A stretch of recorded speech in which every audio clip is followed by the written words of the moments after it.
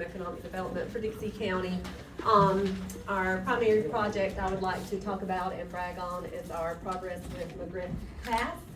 Something that certainly lots of people have been diligently working on for years, but in particular our economic team in the last 18-ish months. Y'all hear about it every time.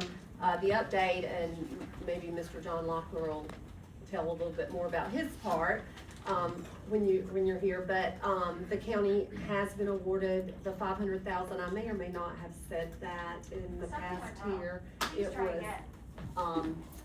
It was in the talks, but it wasn't official. So we have gotten that email that is official.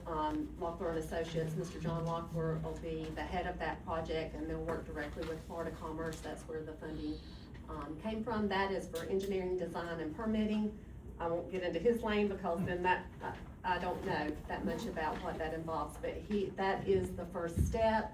Our hope and my hope, and I'm a timeline girl if you know that about me, when they say 60 days, I like to say we can do it in 30 or 40, because it is primary. We're trying to get this done before those elections in November. Representative Kat Kimmick has been a huge part of this, and we appreciate her support along with commissioners Mark Hatch, Mr. Bill Lee, some other people in the county, lots of other people in the county. I should not even start naming names. But I believe that we're gonna get this dredged. I've said that for a really long time. It's important to the county, it's important to the town of Suwanee and our tri-county area, and to commerce and economic development. And we're excited to report. Being the optimistic one, I know Mark will kind of like not make eye contact maybe, but I don't mind saying, that we're almost there. We're gonna push it across. John Locklear, I think, too, committed to pushing it across and Kat has actually said out loud, in July 7th, I believe it was, 6th or 7th, she got to go out and see the pass in person, which was a phenomenal visit, and she has said out loud that there's funding there. We just gotta get it. So very optimistic about that. That's my biggest report right now.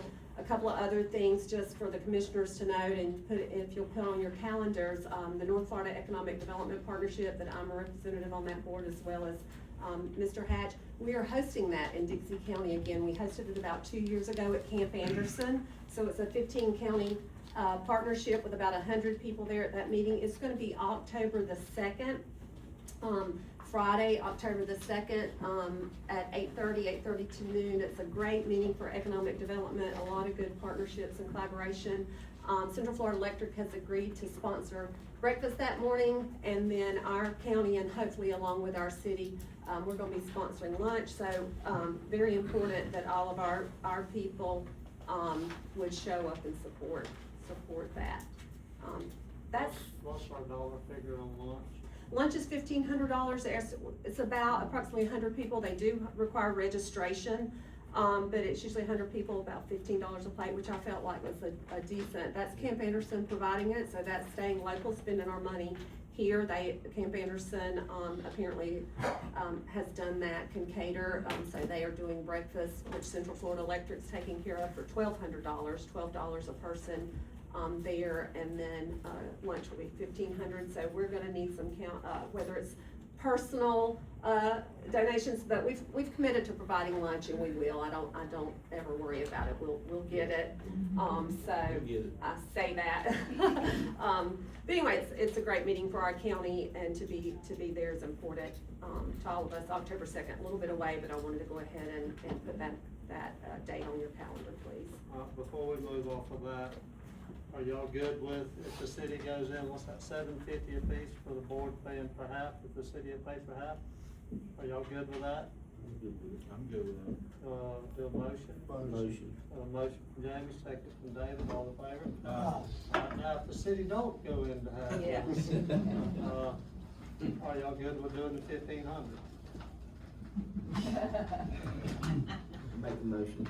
Motion from Jamie, second from Daniel, all in favor?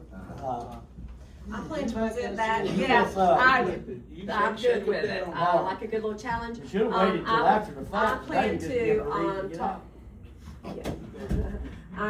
I will, I'm planning to be on the agenda, asking to be put on the agenda with the city council on Monday night, this coming Monday night, y'all have your horseshoe meeting. I'll be there and see if we can get that taken care of with the city. They're also a part of the NFEDP, organization, so I feel certain that they'll come along and support us in that. Anything else for me? Y'all have anything, Ms. Carey?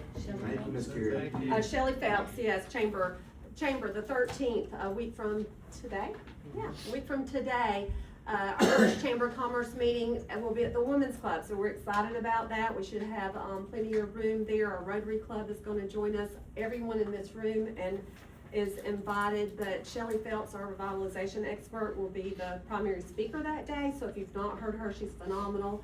And, y'all, revitalization is not just to be pretty, even though we like that, we wanna represent ourselves well out in the public for people driving through the town, but it brings commerce and economic development. When you change your environment, it changes people's opinion and they want to be here, and we want people that can contribute to our economy to come in. So she's excellent, and you don't wanna miss that, the 13th, right across the road, right out this door, at noon, lunch is provided, and you guys Thank you. don't have to pay.